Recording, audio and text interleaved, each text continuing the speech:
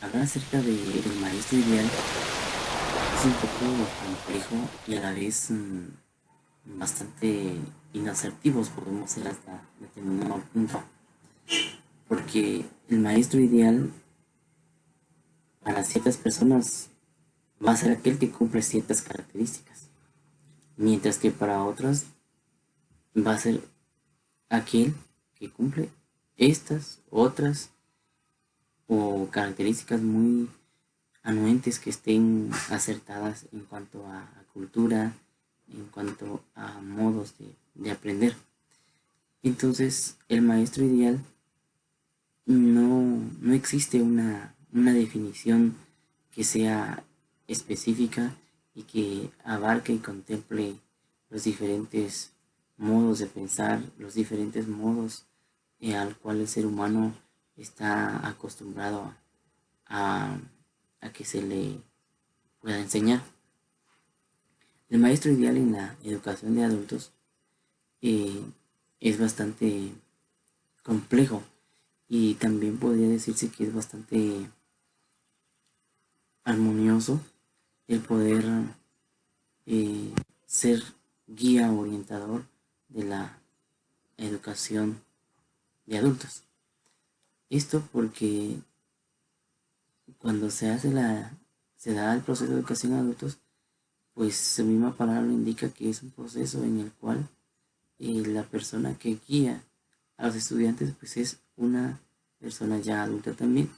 Por lo tanto, debería de existir más eh, coherencia, más respeto, debería también de existir más comprensión porque ambos son adultos, además de tener las responsabilidades académicas, también se cuenta ya con responsabilidades laborales y responsabilidades familiares, las cuales la persona facilitadora pues debe tomar muy en cuenta para que el adulto pues se sienta contento, se sienta motivado de que su guía pues le entiende y le comprende.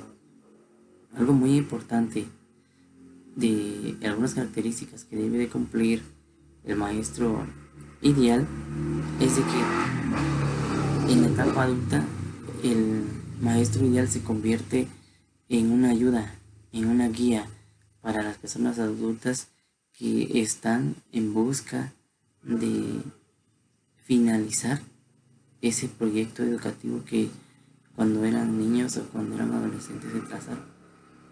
Y cuando encuentran al adulto que los comprende y que los entiende, entonces se sienten muy identificados y eso permite que su proyecto pues, sea realizado.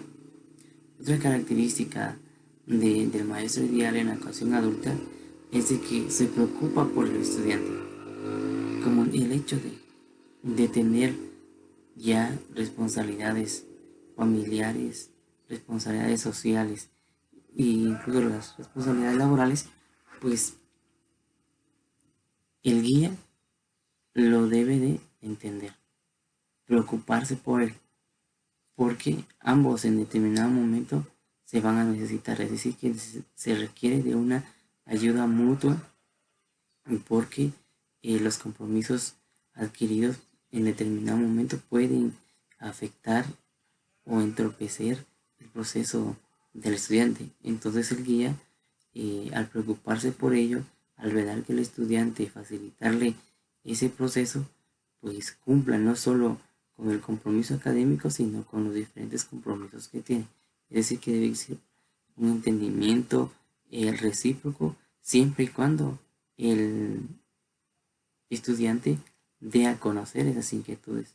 Porque si el maestro guía no conoce, no tiene aquello de saber qué es lo que hace su estudiante, entonces prosigue su proceso tal y como quizá lo tiene planificado y el estudiante no le queda de otra más que cumplir.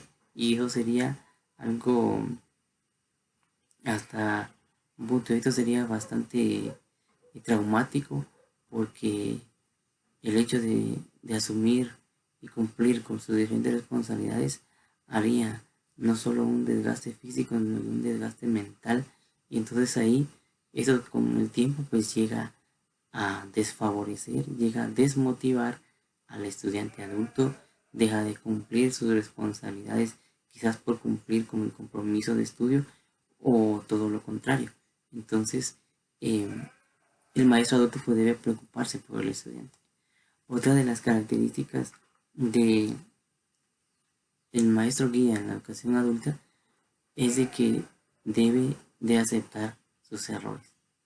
El hecho de que sea el maestro de un grupo de personas adultas no significa que por su experiencia, que por sus diferentes títulos que quizá posea, eso le amerite a él como un saberlo todo. No, es todo lo contrario. El maestro adulto, como guía, debe aceptar sus errores, porque dentro de la educación adulta siempre van a existir profesionales que son muy diestros para determinadas funciones.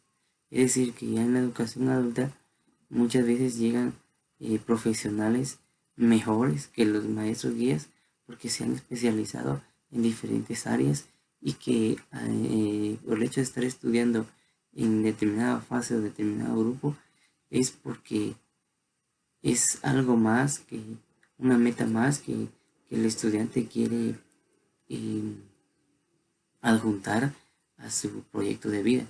Entonces, el maestro guía debe de aceptar los errores, aceptar que en determinado momento el estudiante pueda que tenga mejor conocimiento de lo que de la clase, mejor conocimiento del proceso. Entonces, eh, cuando el maestro guía de la educación adulta acepta estos errores, entonces hay un aprendizaje recíproco, que es un principio o una característica de la educación andragógica en donde nos dice que entre adultos se entiende mejor. ¿Por qué?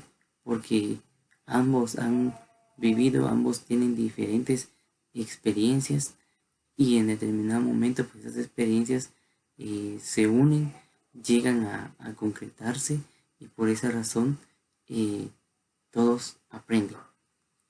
Otra de las características del maestro debe tener es de que debe de aceptar en todo momento de que a pesar de que el maestro guía tenga esa distinción, debe de aceptar de que el protagonista de todo el proceso siempre va a ser el estudiante. No importa la edad cronológica que tenga, siempre el protagonista es el estudiante. Y eso eh, provoca que el estudiante pues se sienta parte del proceso, que no se sienta reprimido, que no se sienta obligado, sino que al contrario, que se sienta parte de ese equipo que busca salir adelante, cumplir con los diferentes quehaceres que el maestro pida, sin olvidarse de que todo es por el bien del estudiante. Otra característica muy importante de todo maestro en educación adulta es de que simpatiza con los estudiantes. Es muy bonito, es muy agradable y mucha satisfacción cuando el maestro procura que haya esa armonía en su grupo de trabajo. Una armonía que se refleje en la motivación, que se refleja en la responsabilidad de los diferentes aportes, de los diferentes trabajos, de las diferentes investigaciones que el estudiante hace. Y cuando el estudiante está contento con su maestro, pues indaga, lo respeta y asimismo procura mejorar el proceso de su enseñanza. Algo más que un estudiante ve en su maestro es que si tanto el maestro como el mismo estudiante se siente parte de que disfrute su proceso. Puede ser de que en determinado momento las diferentes tensiones, los diferentes compromisos y responsabilidades sociales interrumpan cierto proceso, pero si el maestro hace que el estudiante se sienta contento y que pueda disfrutar de su aprendizaje, esto lo motiva a seguir hacia adelante y tener más oportunidades de lograr esa meta. También una de las características más importantes de un maestro ideal en la educación adulta es de que él en determinado o en todo momento es discípulo. ¿Por qué? Porque si el maestro es ya una persona adulta, significa que dentro de su grupo de estudiantes van a haber personas adultas con una edad cronológica mayor o menor que él, pero todos desarrollados en diferente ámbito, y eso hace que él siga siendo discípulo. ¿Por qué? Porque no se conoce todo.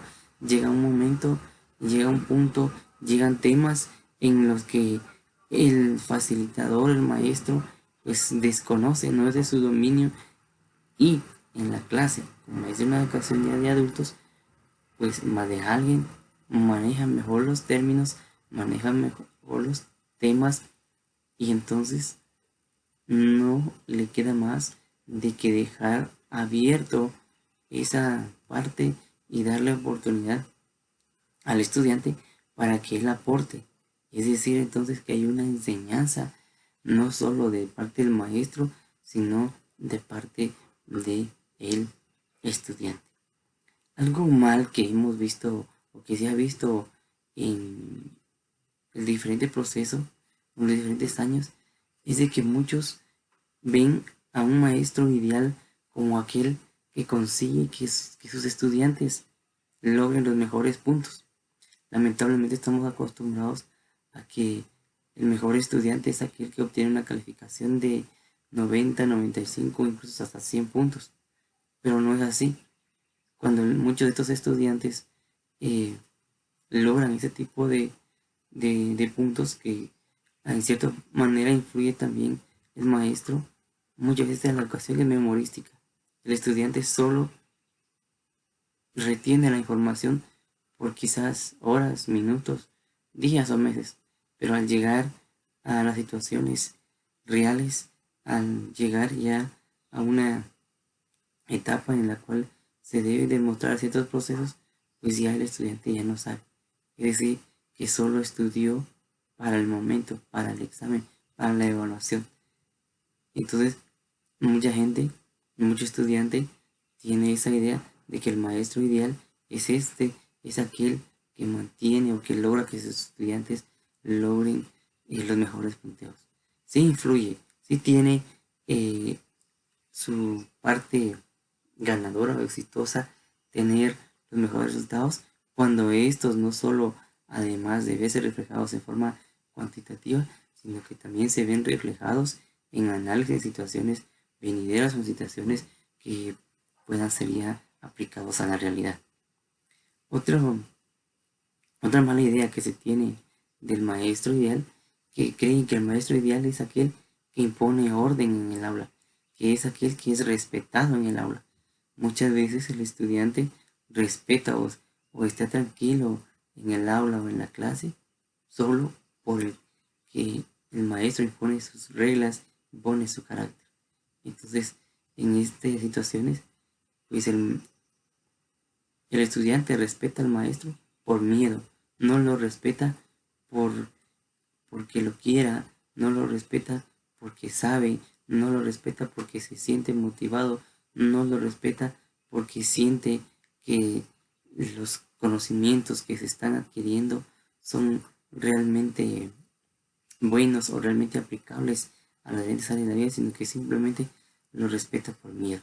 Y entonces, cuando el estudiante asiste o está en la clase solo por miedo al maestro, entonces se diría que es un proceso académico que va con rumbo al fracaso. El maestro ideal no va a ser el mismo para unos ni es el mismo para otros. Cada estudiante tiene su mentalidad, tiene su forma de ver a los maestros y por eso no podemos decir que el maestro ideal para determinado estudiante es también para el otro. Cada uno establece su forma de cómo ver a su maestro.